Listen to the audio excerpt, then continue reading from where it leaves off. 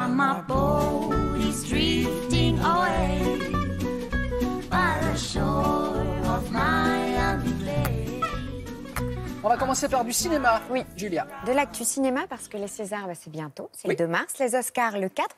Et quand on parle cinéma, on a envie de parler effets spéciaux. En tout cas, aujourd'hui, moi, je vous en parle parce que quand on parle effets spéciaux, on pense tout de suite aux blockbusters, les récents, avec des scènes titanesques, des combats explosifs. Sauf que les effets spéciaux, ça existe depuis le début des années 1900 avec Méliès, et qu'ils ont été récompensés à partir de 1929, ces effets spéciaux. Un YouTuber qui s'appelle Burger Fiction s'est amusé à compiler les meilleurs effets spéciaux récompensés depuis le début. C'est captivant, c'est ludique. Et puis vous allez voir, en 1929, on ne faisait pas le même genre de choses, mais c'est intéressant de se rendre compte. Regardez.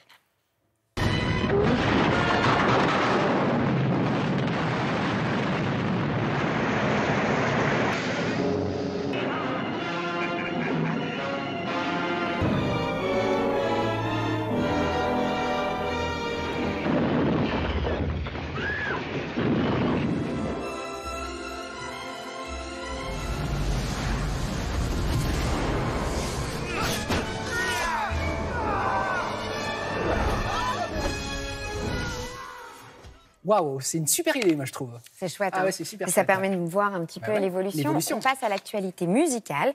Dans la famille Smith, je demande le fils, Jaden Smith. Il a sorti un dernier titre qui s'appelle Icon. Alors, 55 millions de vues sur YouTube. Plus de 100 millions de téléchargements sur Spotify. Son père, Will Smith, il est très fier de lui. Mais comme il a beaucoup d'humour, il lui exprime son admiration, sa fierté avec...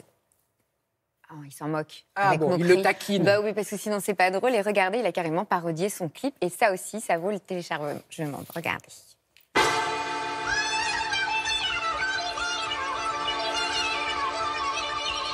What you call an icon living? Start a record label, Miss Fish just did it. Nylon cover 5 minutes. Whoa, we up too hot in the business. About to make a movie independent. Need new trucks independent. I'm about to clean them in the kitchen. I am just an icon living. Ah, donc à droite le vrai et à gauche le papa qui est en chausson. Vous avez vu les tongs à la fin, c'est sympa. Merci beaucoup, Julia. Alors le sport. Oui, on continue. Les JO quand même. Ouais. Des images insolites. Pour démarrer, vous êtes déjà demandé comment les sportifs se détendaient. Figurez-vous qu'ils ont chacun leur petite toc, leur petite tic, leur petite technique. C'est joli ça. Toc, tic, technique. Voilà. Allitération en hic, hoc. Cette chronique est écrite. Cric. Réponse, regardez, avec cette petite sélection de hobbies et d'habitudes, certaines sont assez inattendues. Alors des gags, c'est en vidéo, c'est maintenant, regardez. Complètement pour essayer de se détendre. Donc ça, c'est des vrais sportifs, on est d'accord. Des vrais sportifs, voilà. Ça a été mis sur les réseaux sociaux.